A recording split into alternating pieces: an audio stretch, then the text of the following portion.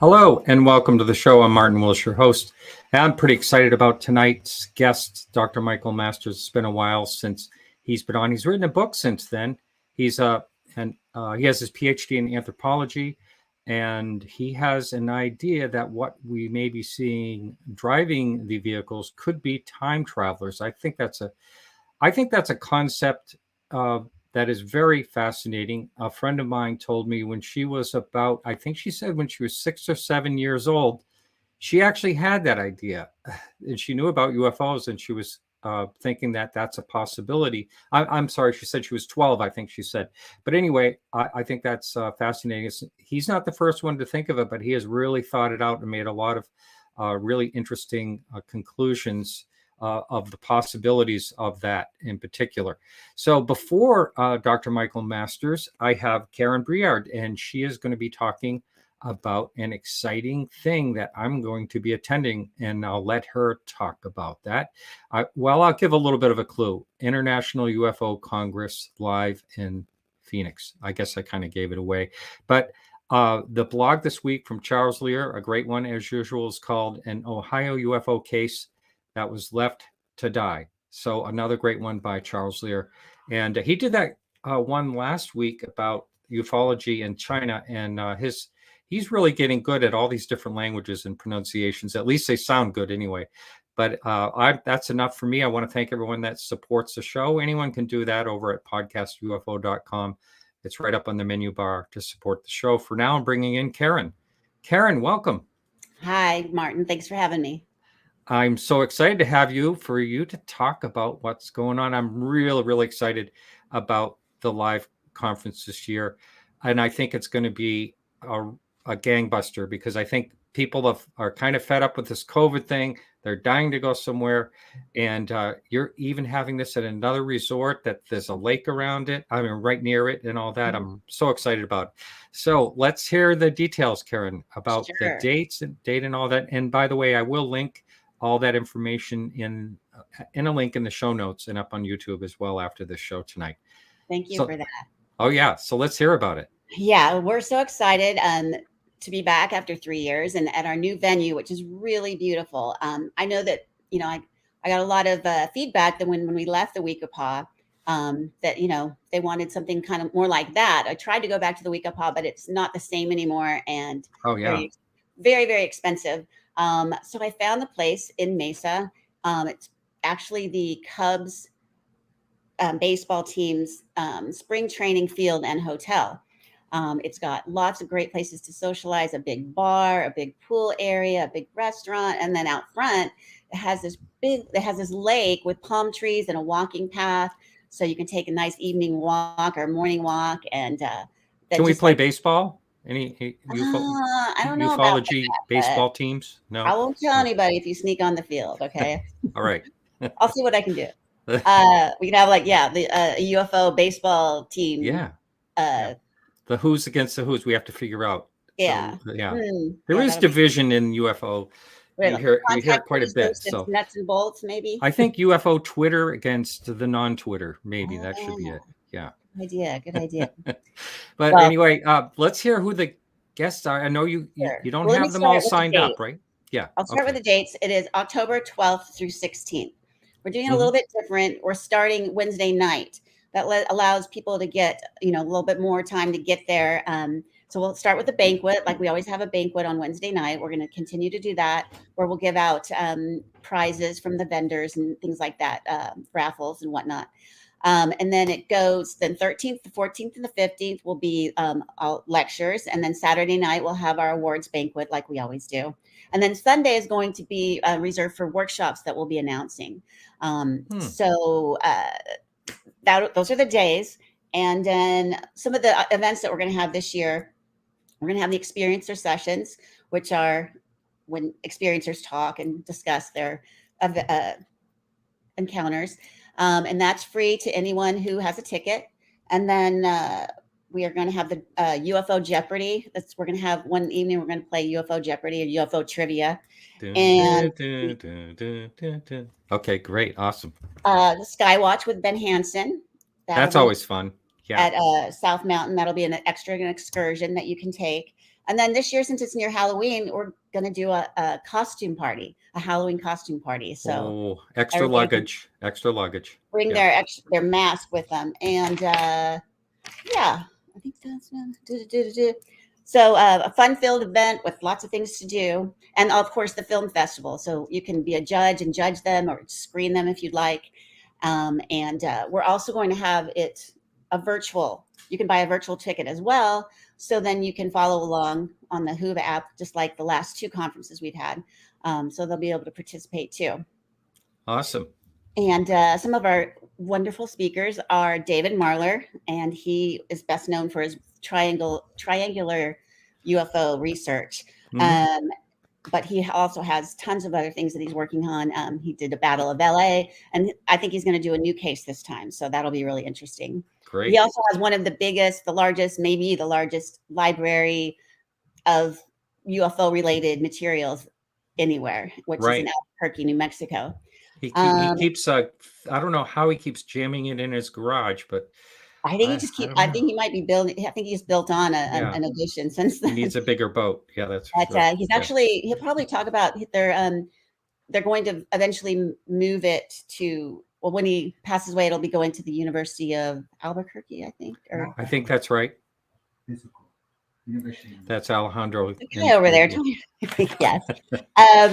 But Yvonne Smith, she'll be here to do the experiencer sessions. Hypnotherapist who works with contactees. Brian Bender, he is the Politico reporter who broke one of the first stories about the Pentagon UFO program. And since then, of course, he's released story after story about UFOs. And in fact, I think it was his article that pushed the government to have that hearing that they had, most recently, because they hadn't planned anything until that article came out.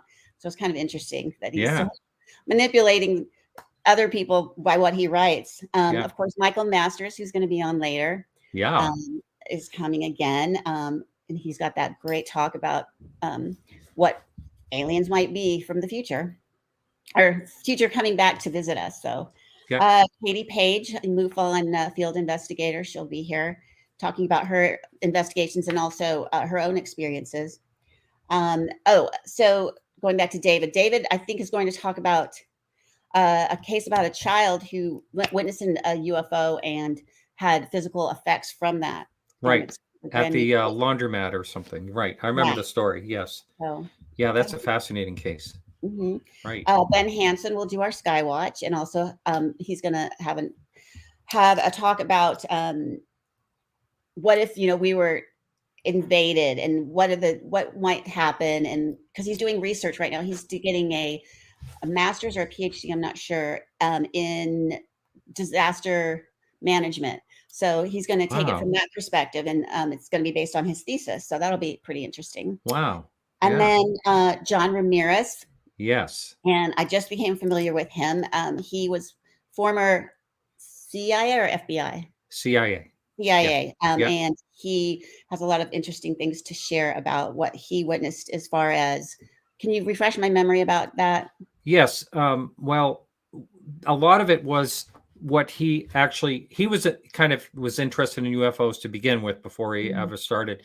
But he will talk about this situation when he went to something that was open to the public, basically, and they started talking about what they think visitors may be, in an open meeting, which was really bizarre. And there were a lot of people there that had email addresses he looked at that had EDU.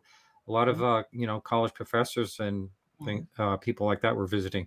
So, but he has a great story. Yeah, he came highly recommended. So glad we're getting him. And Stacy Wright, she is the state director, the MUFON state director for Arizona. Yeah. And she's actually going to talk about the big event in 1997 in Phoenix, where we had a big flyover of UFOs. So she's going to talk about that. Great. The Phoenix Lights, March 13th, 1997. That's right. I believe that's right. Anyway, wow, I'm so excited. I believe you have several more people that you just got to get the contract signed. And, right, yeah. So all that information will be on your website when that's all updated. Right. You can go ahead and get a ticket right now at www.ufocongress.com. and check out all the different options there as far as tickets. And I just want to mention the vendors. We are going to have vendors. Right now I'm working on getting that application together, and so that'll be posted soon as well. So if you want to sell something, you can come on and do that. Excellent. Karen, thank you so much. I can't wait to see you out there and be at that new venue. That will be only great. Like 2 months away, so yeah, I know it'll go fast too. Summer always goes way too fast here. Yeah. But anyway, thank you so much. I just want to mention, there's also a link on the website to book your hotel. Use that link to book your hotel to get the group rate, and don't hesitate, because there are limited amount of hotel rooms. There's less hotel rooms than at the Weekapaw. However, once those are gone, we're going to have other hotels very close by to take up the slack. But if you want to be right there at the hotel, book your hotel now. Yeah, that's a great idea.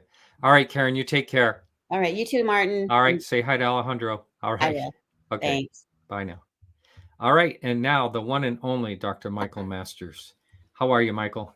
Hey, Martin. Good. How are you doing? I'm doing great. Always enjoy having. Well, you've only been on the show once, so I can't say.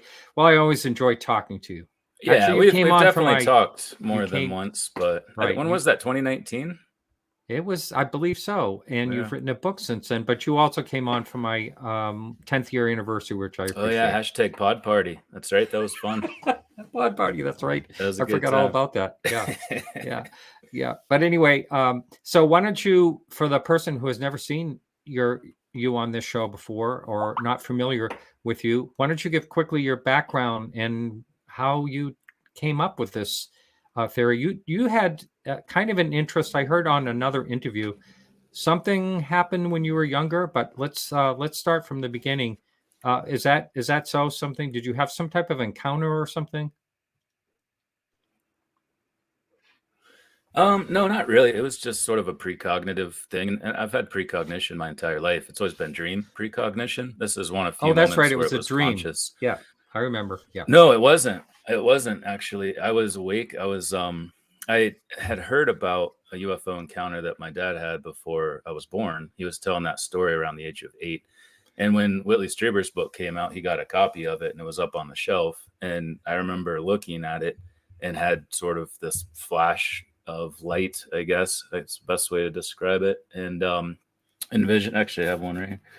I think I used this in my book, just kind of a simple caricature of what I saw, just an early hominin form, a modern human, and then this quintessential gray alien form from the front cover of Whitley's book. And it just kind of got me curious if we could be connected, if they could just be further extension of long-term evolutionary trends that characterize the last 6 to 8 million years. Obviously, I wasn't thinking of it in these terms as an 8-year-old, but it was at least enough to pique my interest and get me to research it further. It's kind of been a lifelong pursuit, but I'm always quick to point out that, I'm quite aware of how that can lead to confirmation bias and selection bias. But as a scientist, we are always forced to be aware of those things and take precautions to avoid those. So, it was more of just a lifelong inquiry into this question of whether or not UFOs and aliens could be future humans coming back through time.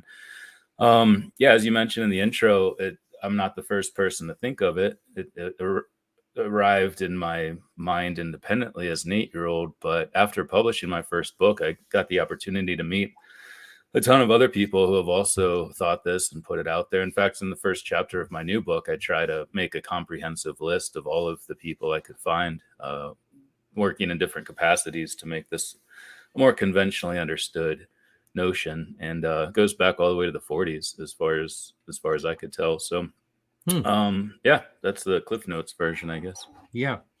And you have come up with an idea of why, some people say, well, geez, if it's the infamous grays, so to speak, then how could we possibly evolve to that? But you kind of you lay that all out in your first book. I don't and you can talk about that a little bit, but what was your second book on?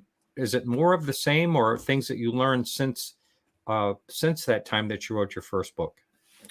No, it's a fundamentally different book. It's a different approach to the question as well. The first book, yeah, I mostly took a multidisciplinary approach where I looked at this question of extratempestrials, as I call them, and whether or not they could be us from the future.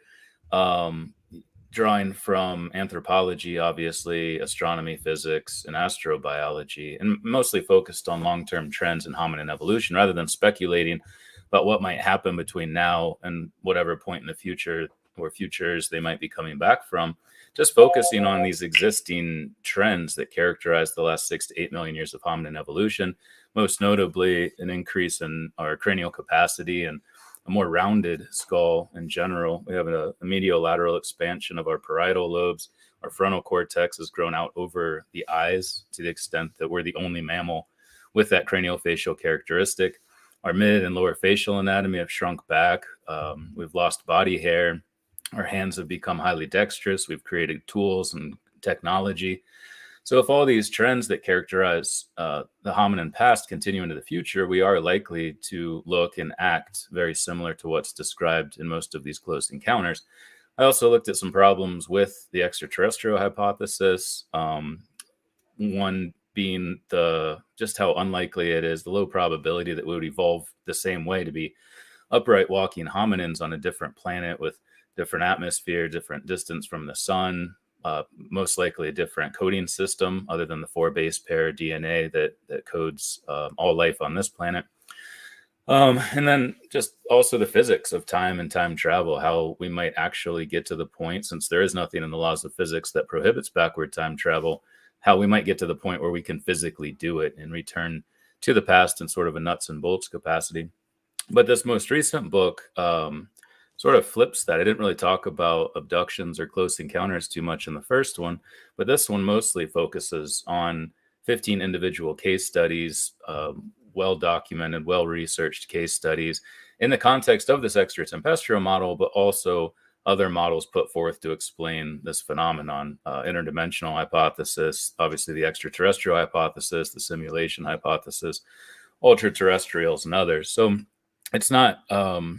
It's definitely not the same book. I did include a lot of things that occurred to me or information that was given to me after reading the first book that I felt I should have included in the first one, but it's not based around that. It's just worked into that core concept of a case study. It's basically a case study of case studies. Interesting. So there'll be a few questions. I see one popped up that I'll get to it in just a minute. But one of the things I believe I may have asked you this off air, so I'm going to ask you now. Is it possible? Some people say that it would be kind of a miracle if we can make it through another 100 years without wiping ourselves out from either climate change or nuclear weapons or whatever it is. Is it possible that we could be completely wiped out and, like some type of extinction, and to start another, biped? You talked about the atmosphere, the gravity, and all that, bipedal being that eventually evolves into what we call the grays, and they get highly intelligent, and then they figure out the time travel thing eventually after, say, 2 million years from now or 1 million years from now. Considering we're supposed to be developed only there's controversy between 190 and 300,000 years, something like that, which to me seems like not very much time in the scope of things. I'm kind of rambling here, but what are your thoughts on all that stuff I just threw at you? Well, I mean, that's basically the same idea, just without the cataclysmic event that starts everything over. And I don't necessarily think that will happen. I mean, the future looks bleak from our vantage point looking forward. But if these are future humans, a lot of what we can learn from contact cases seems to indicate that we are moving toward a state of empathy, a higher consciousness. And I think that would translate into environmental policies, social policies, political relationships. And so I don't know. I'm relatively optimistic of the future, especially if we can consider these individuals as future humans. And obviously, some people have negative experiences, but the majority, especially ones involving humans, based on research from the Dr. Edgar Mitchell Free study, indicate that 85% of people actually enjoy or are neutral about their experience. So I don't necessarily think that's the case. And also another thing that I learned in researching this most recent book is that the first one was written around this idea that it's these grays, we're evolving into them. And then I would always get asked, well, how long? What's the time frame on that? And I really, to get those characteristics, considering the accelerating curve of change, especially in our cranial capacity and the shape of the skull, we've become neurocranial globularity is the characteristic that defines modern humans. In addition to our chin, those two traits are what demarks our specific anatomically modern Homo sapien sapien designation. But in researching this most recent book, I realized that a lot of these encounters, and in fact, again, based on the Dr. Edgar Mitchell research, are with humans that look just like us and talk like us, not even to the point where we develop telepathy and a higher consciousness that allows that through the mind, but physical modern humans in the same way that we are. And it made me think, I sort of had to revise the way I was approaching this. It made me realize that we're likely to have this technology much sooner than I previously thought, possibly even within the next 100 years. It may possibly exist now, and it's just not common knowledge yet, because that's the way the military works. If they have been reverse engineering a time machine that crashed in 1947, they've had 70 years to do that. Initially, I'm sure they would work on the propulsion systems and then start figuring out some of the other characteristics of these craft. And if time travel capabilities or the ability to manipulate space-time is one of those, we're bound to figure that out sooner than later, I think. So I think just the trajectory we're on seems to indicate that we're not going to have some massive reset. We're not just going to start over and then have to do this in 2 million years or 3 million years, but that it could likely happen within the next couple hundred years. Wow. If that's the case, didn't I hear, and there's some type of, I don't know what's coming through your computer or something. I don't know if that's something you can silence or not. Yeah, sorry about that. I thought my phone was on silent, but it apparently was not. So you mentioned it appears in physics that you can go back in time. How about, and I'm not trying to make a movie reference here, but how about Back to the Future, back to the current, going forward? That's a tough part. I mean, maybe you can go back, but can you go back to the time you just left from? Isn't Absolutely. that a problem?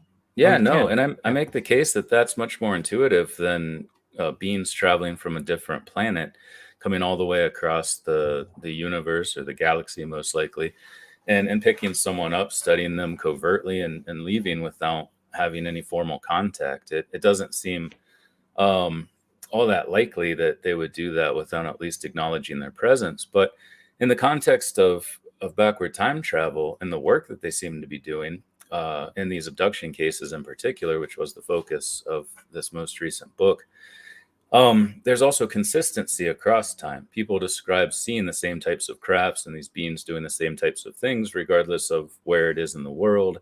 Or my book goes back 90 years in these encounters.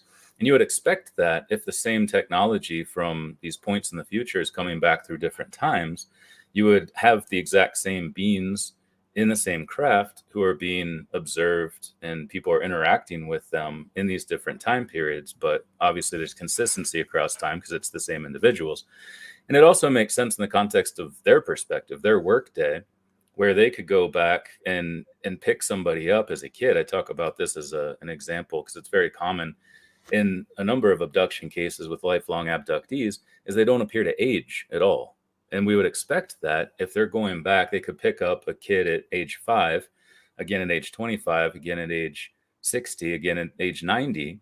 And to them, they're aging throughout their entire life. But these beings don't seem to age because they could do all of that in a couple of days. That's 2 days of work for them, or maybe even 1 day if they're very efficient. So we see them as not aging because to them it's a few hours of work, whereas for us it's an entire lifetime. And we can take that metaphor and extend it backward through very long periods of time. And I think it helps explain that aspect of it too. And we interpret it differently, the fairies and leprechauns and any of the other things we ascribe to a deity status in many cases. But it's probably just the same beings, the same humans from points in the future that are doing similar things in these different time periods. And we recognize it and describe it in very different ways, depending on our own level of technology and understanding. There's some type of thing that there's like a time dilation or something a lot of people will describe with an encounter, and the missing time you hear about over and over again. Would that be any type of effect of time travel craft or something? And is that what they're doing in the craft? Is that their time machine? Yeah, I think it is. I don't think the triangular ones are. Those seem to have a different purpose that I, again, talk about in my book to a pretty high degree as far as the amount of time dedicated to that question of the ships themselves, because there is variation. They're not all silvery disc-shaped craft. Obviously, the Tic Tac doesn't fall into that either. But I do think the classic UFO, the flying saucer, is the actual time machine, and that they have the ability to manipulate space-time in and around that. It's clear from Jim Peniston's encounter. I talk about a case, Linda Jones, who had a number of abduction experiences, but in Manchester, UK, where they describe this as they approach this machine.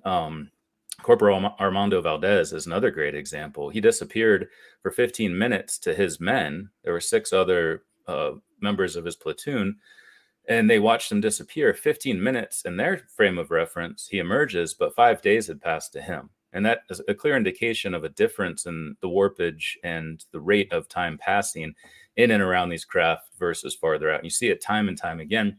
In fact, Hal Puthoff, I reference his talk at the SCU conference last year, maybe 2 years ago, where he describes the same thing. And he thinks it can even account for the missing time because there's a blue shift that happens, and it speeds up time so that when people emerge, they have missing time, not necessarily because they were inundated or unconscious for a period of time, which I do think is the case in many abductions, but because time was blue shifted and light is blue shifted, which is why they glow this incredible bright white. It helps explain the radiation burns that are so common because you're shifting out of the visible light spectrum into the X-ray spectrum, part of the light spectrum. So I think there's a lot of aspects of the influence on individuals in the passage of time, the way light appears, because they're manipulating the space-time metric, is how Puthoff describes it. But also the G-forces, I think that's one that also should be discussed, because if they are perceiving time differently, it's potentially why we can see them drop 80,000 feet to sea level, such as the case with the Tic Tac, in a matter of like 1.2 seconds or whatever it was. I think the SU calculated that at 12,000 Gs, which nobody would be able to survive that. The machine itself probably wouldn't. But if they are manipulating space-time in and around that craft, what we see is this 1 second, 80,000 foot descent. To them could be a very slow descent where it's just 1 G. It's not even something that they would necessarily feel. And that is described in a number of case studies where people are in these ships and travel very, very quickly, but they feel no motion whatsoever. And I reference a number of those cases as well. So I think this question of G-forces is moot because it's really just an issue of these different frames of reference, these different temporal frames, where we probably look like really slow moving giant sloths or something, whereas, in their frame of reference, they're the fly that's zipping around the room. I think it's just an aspect of the way time flows in and around these machines. Well, Travis Walton is another case where he thought he was gone for, a few hours and ended up being, I think it was 4 or 5 days. I can't remember. It was 5 days. And I think he was unconscious for a lot of that because there was an electrostatic discharge that knocked him out. And I think that was kind of a medical intervention. He thinks that same thing as well. Yeah. So in that case, I think it was 5 days. And I talk about that, compare and contrast. And that's the whole reason I wrote this book, is because patterns emerge after a while. And if you look at all these different case studies, and I could only include 15 in this particular book, but I was putting in others, I'd say in total, there's probably double that as far as other cases that I sort of weave in, even though I didn't explore them with the same amount of text per se. But yeah, you compare that to the Linda Jones, you compare that to Armando Valdez, Jim Peniston's encounter. They all start to signal the same thing, but it manifests in different ways. And Travis Walton is one that I think he was actually physically gone in 5 days ship time, 5 days out of ship time, whereas some of the other ones, it's a short encounter viewed outside of that frame of reference, but inside is a different story. Now, what you were just talking about before, the possibility of how these things move and can go 80,000 feet, and it seems, and no G-force, killing whatever's occupying it, smushing it. Does that also account for what we never hear is a breaking of a sound barrier when these things are going extremely fast? And how about the transmedia as well, going between water and air and things like that? Is that all accounts? Sounds like it does account for all Yeah, that. I think it does. And I say that exact thing in the extratempestrial model, that there's a lot of those behavioral characteristics of these ships that seem to defy the laws of physics in the way we understand it. But once we do figure out what time is, how time works, most physicists agree we'll need a theory of quantum gravity, combining quantum mechanics with general relativity. Sorry, I had a quick brain fart there. This unified theory of the two, once that happens, we'll start to understand and be able to manipulate time and most likely travel backward in time. But yeah, not even just the G-forces, the transmedium capabilities, but I also think the light beam that they often use to abduct people, and they can move them through solid matter, which freaks people out. And I think I would be freaked out by that too if I just went through a wall. I think that probably has something to do with it too. It's a manipulation of the space-time in and around that beam that's used to levitate people and take them through solid matter. Interesting. Time, linear, circular. What do you think time is? Time is a block, is our best explanation of it. So not really linear or circular. It's just a massive block of all moments that have and will ever exist. And that's the most conventional explanation for space-time, because we can't separate time from space. They're intricately linked, of course. And that's the dominant model among physicists. And I think it's accurate to the best of my knowledge and what I've read. And it does make sense in the context of how we would travel to the past and what would happen, and specifically what wouldn't happen. We wouldn't have to worry about paradoxes in the way they're oftentimes presented in horrible movies like Back to the Future, which you just mentioned. And it is a great movie. I love that movie, but they do a horrible job with time travel. Like, he starts disappearing from this Polaroid because his parents are. You don't like DeLoreans either, probably. I do like DeLoreans. Actually, I saw one when I was in California last week, and I kind of wanted it. But no, I think within the context of block time, you can understand how these paradoxes, consistency paradoxes, the bootstrap paradox, they aren't actually paradoxical. It's really only when you have change, when you can change the past, that you start to run into these problems. And that doesn't exist in the block universe model. There is no change. And one thing, actually, in reference to what you said earlier, whether I built on the previous book or added new things, one thing I didn't talk about at all in the first book was the multiverse model, different timelines. And I didn't think I needed to, because the block universe model is so widely understood among philosophers, physicists, and others. But it's still important to discuss. So I do bring that up more in the second book and talk about things like all of these warnings that people have, or like the interventions at Malmstrom Air Force Base, Mino Air Force Base, where they shut down these nuclear warheads in the context of what abductees see in these visions, or the telepathic communications, or sometimes they're shown videos on a video screen of all of these war-like scenarios. Correct, so that needs to be discussed in the context of, can it be avoided, or are they trying to prevent something from happening because they see a potential problem? And that's really where the multiverse model, many worlds interpretation of quantum mechanics, gets brought into the conversation, because it's a very different situation in the block universe versus the many worlds interpretation. So I really kind of tease those apart and talk about them in that context more in this most recent book. In the block theory of time, block universe, or whatever you mentioned, how does the grandfather paradox fit into that? It does not fit. It sounds like it does not apply to. Can you try to explain why that doesn't work? You can't go back, and if you went back and killed your grandfather, you wouldn't exist, type of thing.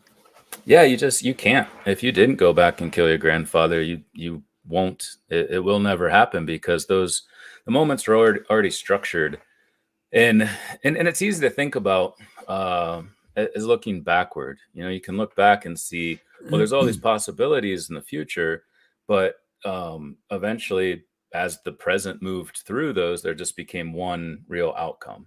But that's not how it works in block time. That's just our brains imposing this linearity to something that exists as a much greater whole. So if you didn't kill your grandfather, there's really no way you could, because that moment in the past is structured in the way that eventually led to your parents and led to you, or at least one of your parents. Because you can't disrupt the past. You can't change the past. Anything that you do in the past, you already did. And any ramification, any effect has already manifested itself before you go back to do it in the first place. It doesn't change anything. There's no change. And like I said earlier, these paradoxes are really only paradoxical in the context of change. So we do run into these in the multiverse. They do become problematic if there's different timelines, knowing which timeline to travel to, what's happening in each one. There's a lot of other issues, whether they even exist. There's still no evidence that there are other dimensions or other worlds, so to speak. So it's just, the whole thing I try to do is shave with Occam's razor. I haven't made that joke in 3 years, so I'm going to throw it out again. Just try to have the simplest explanation with the fewest assumptions.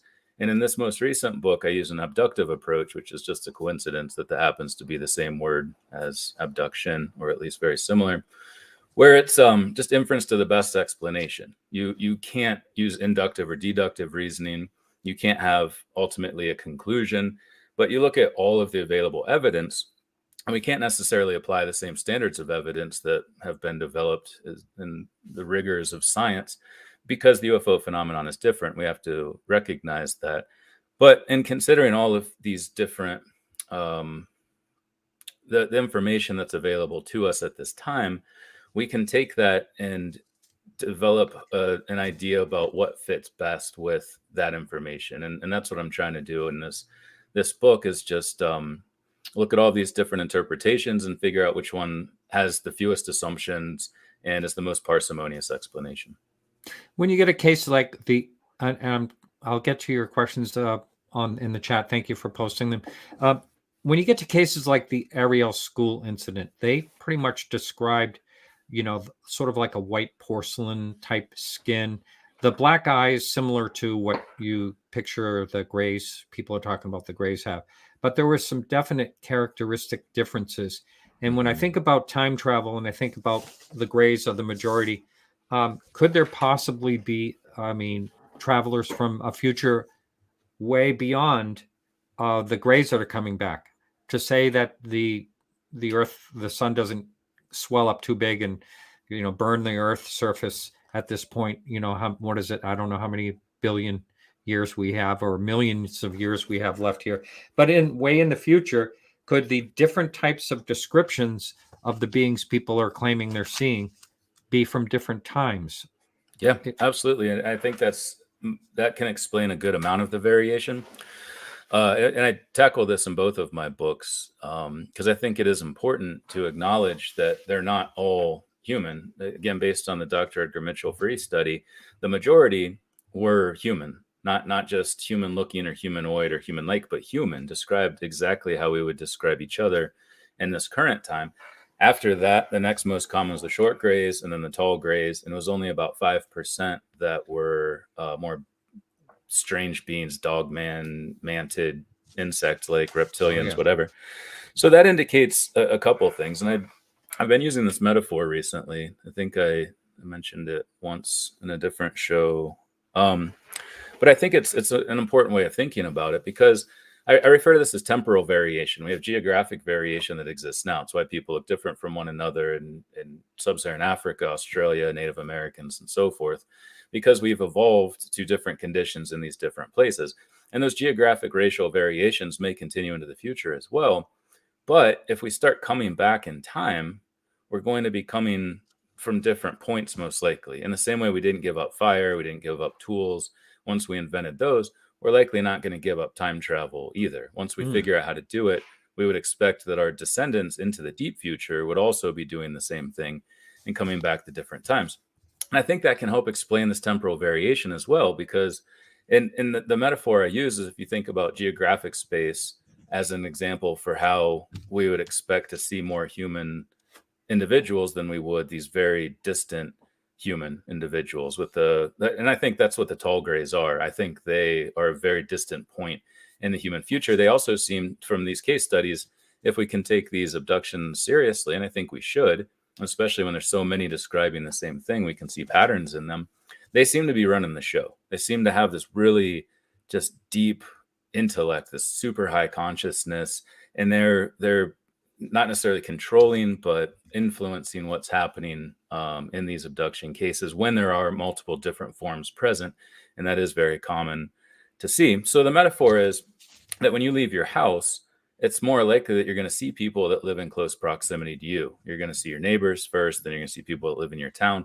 It's less likely that you'll run into someone from Zimbabwe or Australia if you live in the United States, simply because they're further away in space.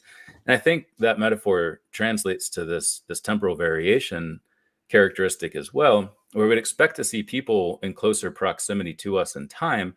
As we get farther out in time, we become a small blip on their massive, possibly million year. I think a lot of this happens sooner than what a lot of people think. But if you're looking back over 5 years, you're more likely to find people within that 5 years. Looking back over a million years, now we're just one small part of that. And we see the same thing in archaeology, where we find things that are more recent and much higher numbers, whereas things that are much older, we find less often, just because of all the things that can happen in the time between when that was deposited and when we happen to discover it in a much deeper layer of sediment. So I think, yeah, the temporal variation aspect of this is important to consider. And I think if you do consider it, it really starts to indicate that time travel is a part of the equation.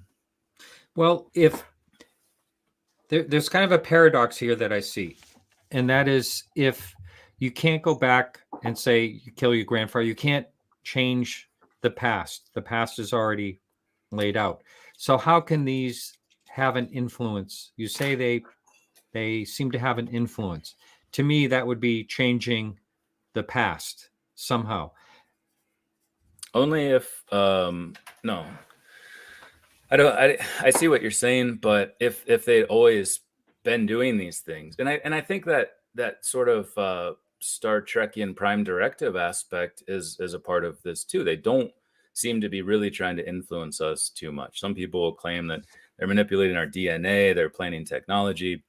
I don't touch that. Maybe, I don't know. I haven't seen a lot of indications of that, but it is a possibility.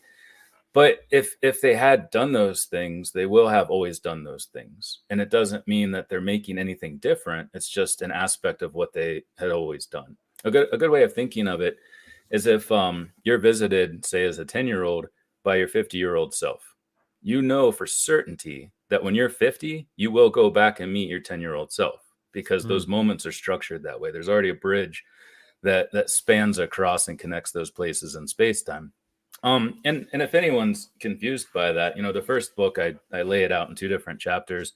The last chapter in my new book, I cite a number of philosophers and physicists who really help solidify this concept. And I think it's important, to talk about, because the physical reality of this involves the physical manipulation of space-time and actually taking ships and individuals through time.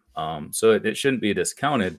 But a lot of people do struggle with the block universe model, even though, in my opinion, it's the most intuitive and it does make a lot of sense, and it does feel right within this physical reality that we currently exist in. Okay, I'm going to pop up a couple of questions here, and this one, Dr. Richard wants to know, why will humans evolve to have such big eyes? I love that question. Mostly because that's what I study, is eyes. Really? Yeah, my very first project in grad school was to look at what happens to the eye in the context of our, like I mentioned in the beginning of the show, we're the only mammal that's had our frontal neurocortex grow out over top of our eyes. And as the mid and lower facial anatomy is shrinking backwards, becoming both reduced and retracted, what happens to the eyes in a functional sense? So I developed this theory. I published a paper in 2012. in the journal Medical Hypotheses, where I lay out an argument based on current research about how these two competing craniofacial characteristics with the eye stuck in the middle may help explain the high frequency and the increasing frequency of juvenile onset myopia and also astigmatism, which is a malformation of the eye. And what you see is that the eye projects out of the orbit more and it's squished, which is what you would expect if there is a superior inferior pressure being applied to it. There's just not enough space for not just the eye, but there's a lot of ocular fat. There's the rectus muscles and all of these other characteristics of the soft tissue of the eye. And the skull is obviously hard. The eye is soft, so it may be malformed throughout growth and development. And another evidence of this is the fact that people in East Asia have upwards of 80% rate of myopia, whereas other populations that have a different craniofacial form that's not so rounded skull, smaller face, retracted face, have much lower rates of myopia. So even just in a modern human context, you see that. I am going somewhere with this, I promise. So one of the things I argue in this paper is that it's also an aspect of pleiotropy, which creates an extra set of problems because the eye grows out of the brain during early fetal ontogeny. So it is the brain, essentially. So what pleiotropy is, it's when you have the same gene or sets of genes controlling the development of what are two arguably different characteristics. And in this case, we separate the brain from the eye, but the way they develop, the way they grow, they are most likely under the same pleiotropic gene control mechanism. So as our brains get bigger, our eyes would be expected to get bigger as well. So I think the larger eyes is just a pleiotropic downstream result of increased encephalization, increased brain size. You know, one of the things I think about is if we were to keep developing in our intelligence, wouldn't we be off planet somewhere as well, not just here? And as things stand, you know, we really need about 2 planets worth of resources to keep everyone going in the world. And if everyone lived like Americans, we would need 5 planets worth of resources. So what happens? We're gonna breach 8 billion people on this planet fairly soon. So, I mean, I'm just wondering when in society we'll get a hold of this type of growth compared to the resources we have, and how we can get into the future without, having terrible famine and all that, which was If there's scary. one overarching theme in this most recent book, it is reproduction and fertility, because it's the most ubiquitous characteristics of these abductions is the gamete extractions. Sperm in men, eggs in women, gestating fetuses in women. There's a very clear focus on reproduction. Right. And I offer some potential explanations for that. In my first book, I talked about just homozygous recessive characteristics, this sort of increase in these negative gene traits that result from incest, because we used to have all of these different populations and there's gene flow among them. They were introducing new genes to each other. Now you can fly 30 hours and make a baby with someone across the world. We're interconnected. We've become one isolated population, one isolated gene pool. And there could be some potential problems that come with that. There's also the fact that we've seen, I think it's a 60% reduction in sperm counts in men in the Western world over the last 40 years. People are choosing not to have children. We see an increase in vitro fertilization and just issues with fertility in general. And this is something you would expect in a highly domesticated species like us. We domesticated ourselves beginning, there's a debate about that possibly as early as 20, 30,000 years ago, definitely with agriculture beginning about 12,000 years ago with the Neolithic Revolution.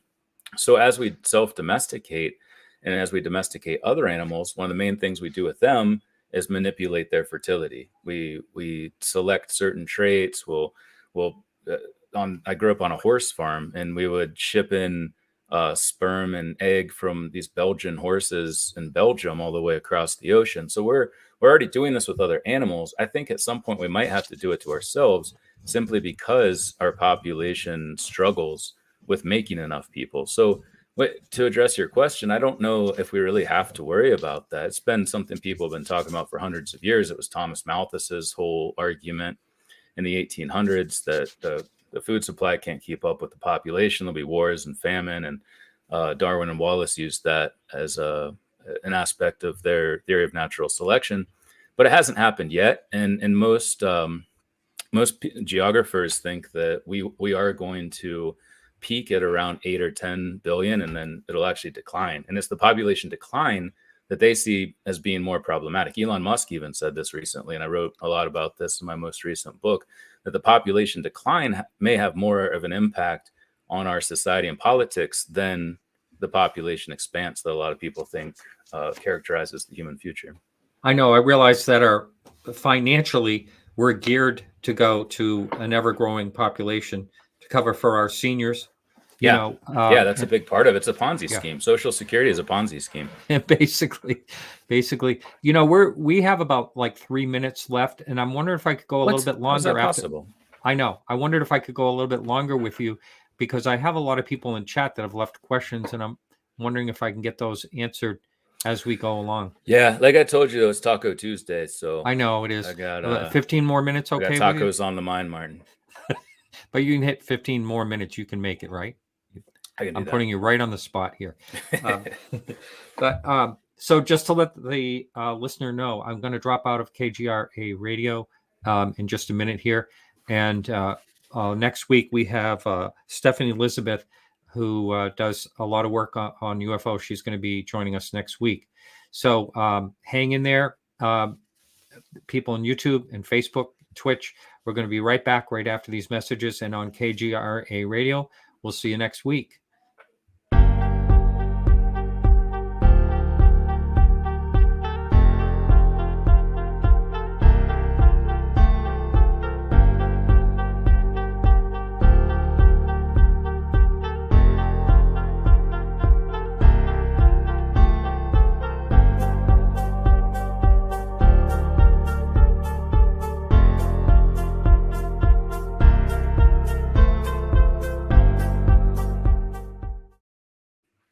All right. Thank you, Michael, for hanging in. Again, we'll go about another 15 minutes or so, or less if I can get through these questions, because I do appreciate the people that are showing up here and adjusting to the new time that I have here.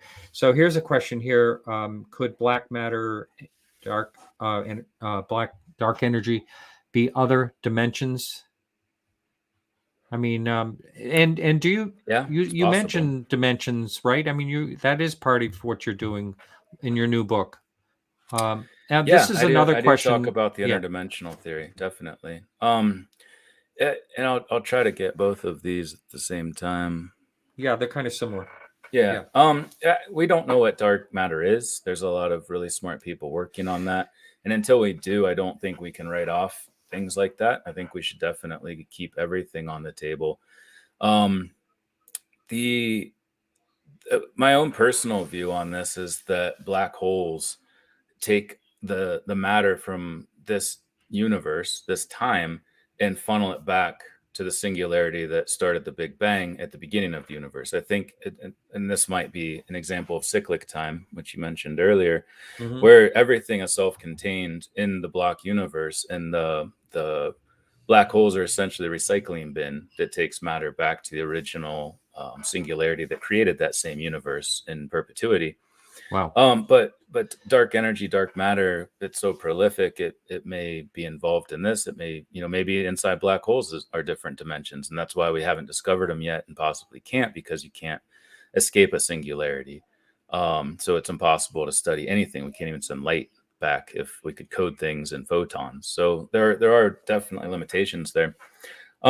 Actually, it was the 2019 International UFO Congress. Mark D'Antonio gave a talk about this very question, where he had a moment where he thought he saw into another universe or another reality that was somehow connected to or tangential to this one. And the whole term paranormal, it means running in parallel to the normal. There's this other thing that exists just outside of our reach. A lot of people have near-death experiences, psychedelic experiences that would seem to put them in a different plane of existence.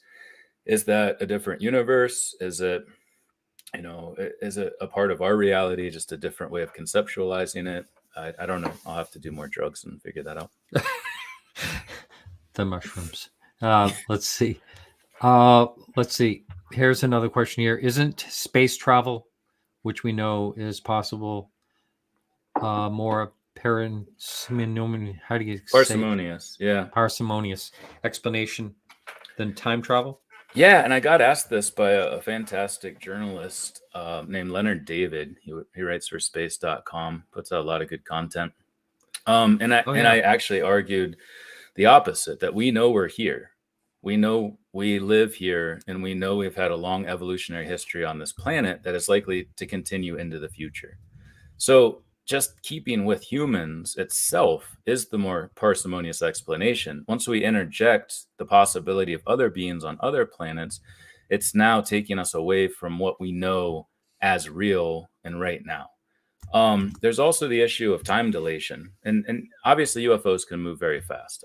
There's no doubt in my mind that an advanced species could be able to traverse the stars, and if they were able to discover intelligent life, we've only been sending out radio signals for something like 40 years, I think. It was in the 1970s. So it's only 40 light years out from us that we would even be discoverable. However, there's no doubt in my mind that we could traverse massive distances, but the time dilation aspect of that is what gets me.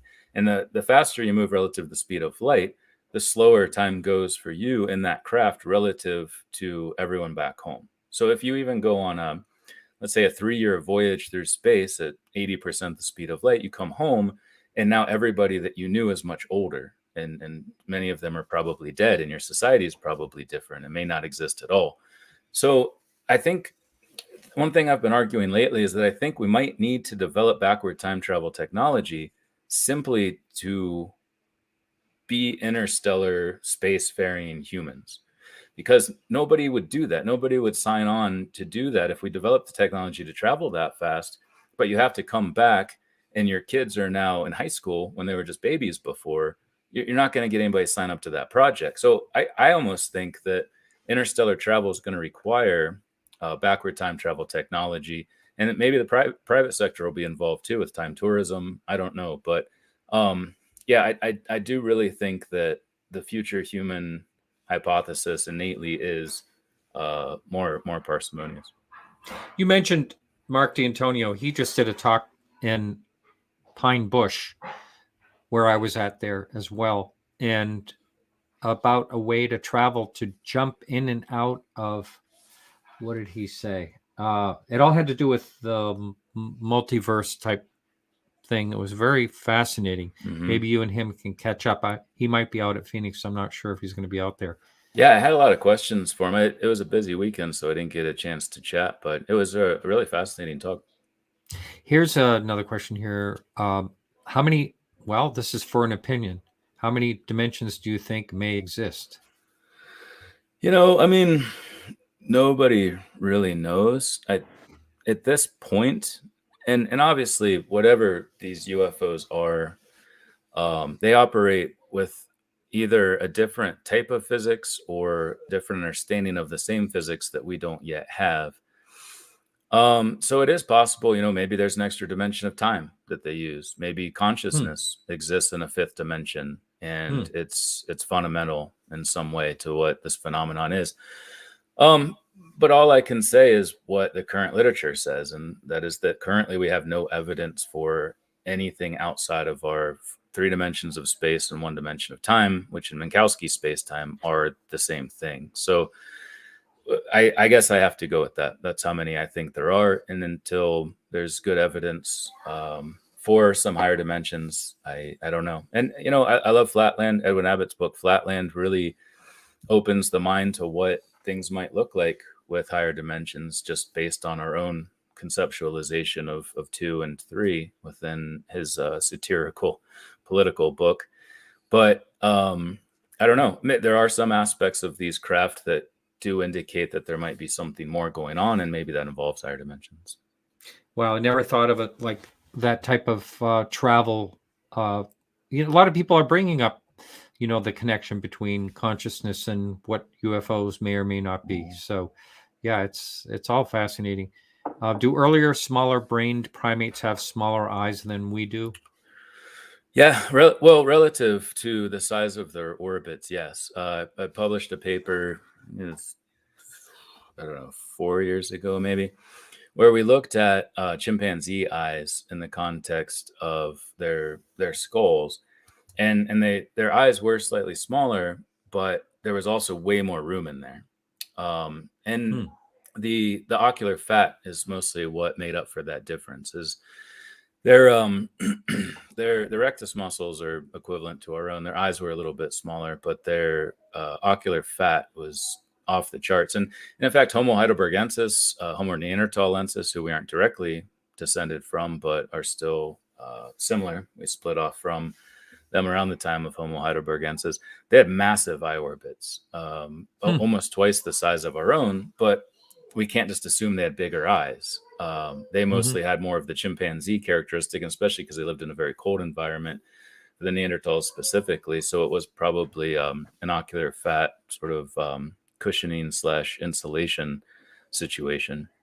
And Wow. the other thing that often gets mentioned, just real quick, is that our brains have been shrinking, and we used to think it was 30,000 years that they'd been shrinking, but a recent study that just came out in the last month or so showed it's only about 3,000 years that's been getting smaller, and there have been these diachronic changes. I reference a paper in my most recent book that shows that a brain that's about 3,000 cubic centimeters is the ideal size for efficiency. It's the most efficient brain.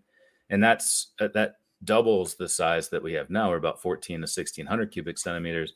The brain of chimpanzees and our early hominins was about 400 cubic centimeters. So we'd had a tripling of our brain size. Actually, I think it was a tripling that they said too. It's 3,500 cubic centimeters. So it was almost 3 times what our brain size is. And if there is a pleiotropic relationship between the brain and the eye, and we triple the size of our brain, we might expect the eye to triple in size as well.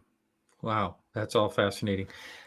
Here's like a Star Wars type question. Could the Greys come from the very distant past?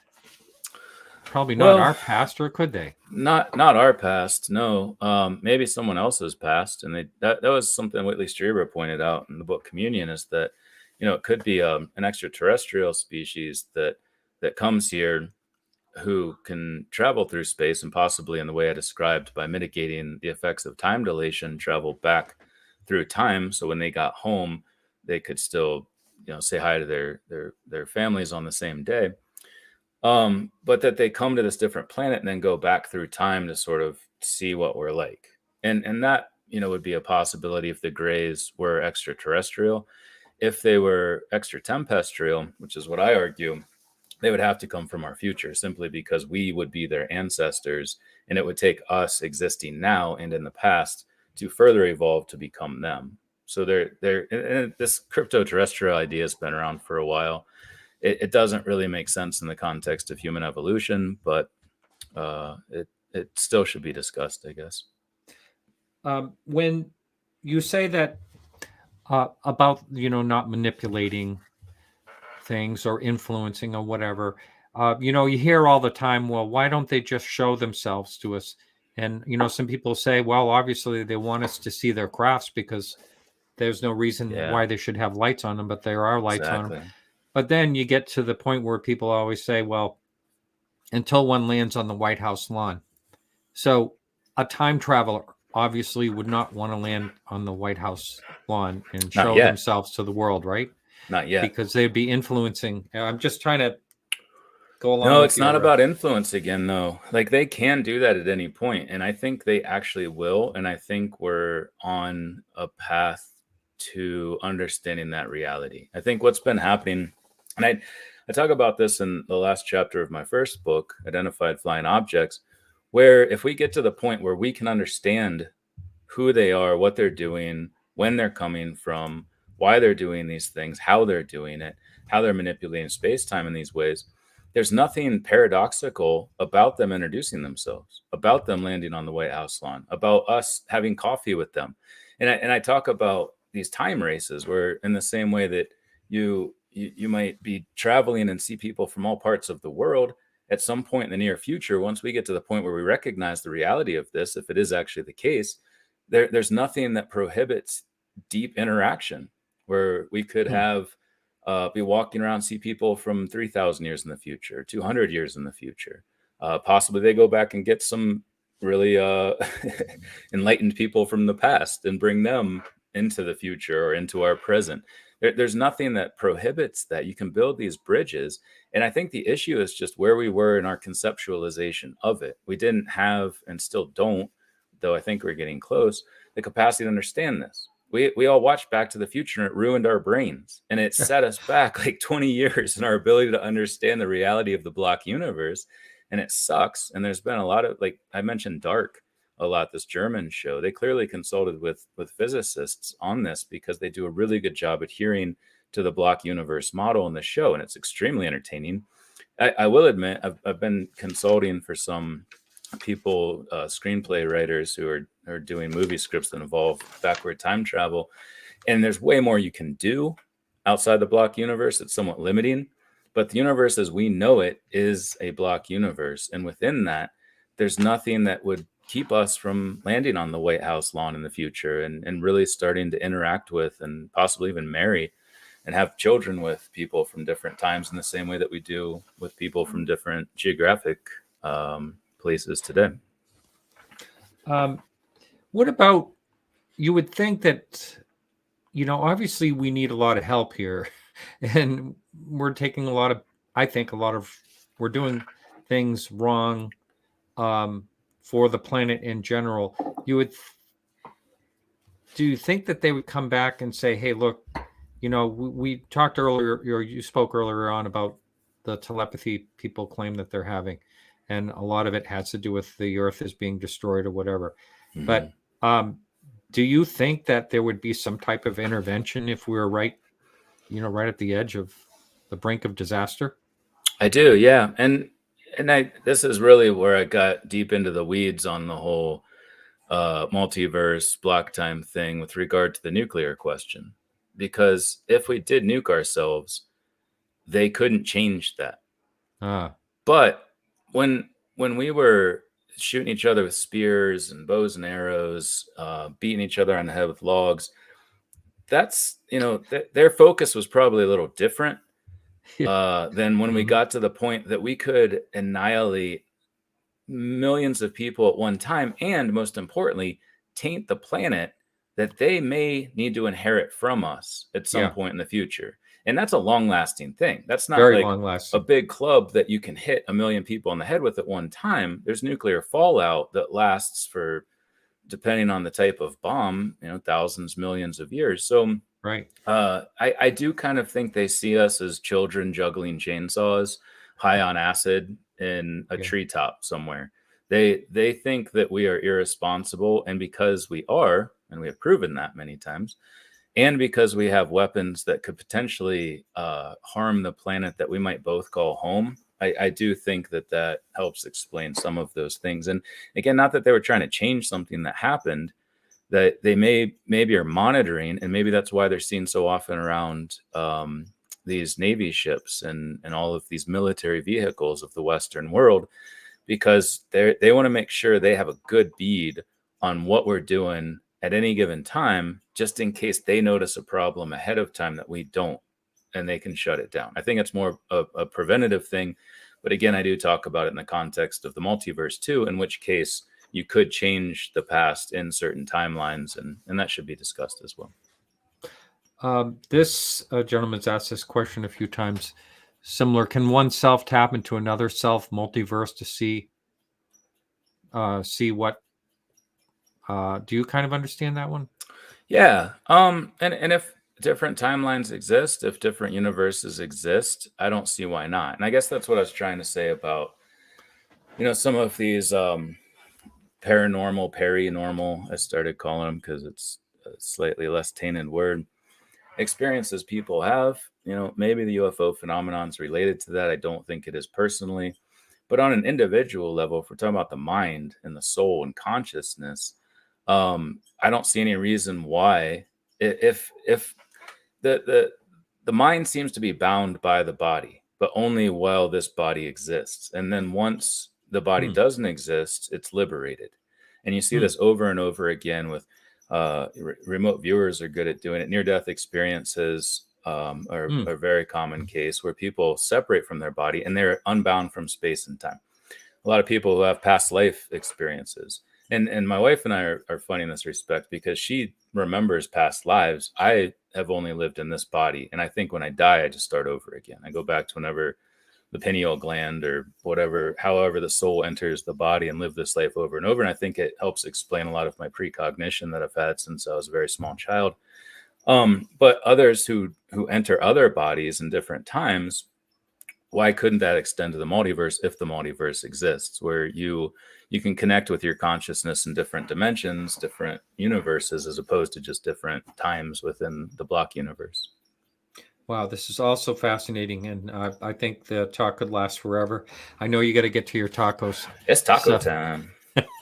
Thanks so much, and I look forward to seeing you in a couple of months. Absolutely, Martin. Thanks for having me on. It's always a pleasure. All right, to can talk to you. Mention the title one more time of your book? It's down below in the show notes. Yeah, the first book is Identified Flying Objects. It's more of a hard science. It's been referred to as dense. But I do think it's a good way of sort of interjecting the idea and getting a foundation. And then the Extratempestrial Model is the most recent one, and it's much more readable, but it's not as sciencey. It's more of stories. It's telling stories and then interjecting that science wherever it seems appropriate. But yeah, both have been super fun, and talking to people like you and so many others that I've come across as a result of these projects has been a delight. So thank you. Thank you very much. All right, we'll see you soon. Take care. Thank you. All right, everyone. So that's it for tonight. Thank you so much for watching. We'll be back next week with Stephanie Elizabeth, and we'll see you then at 7 o'clock next week. And remember to keep your eyes to the sky. By the way, I might be on my boat next week, depending on the weather. See you then.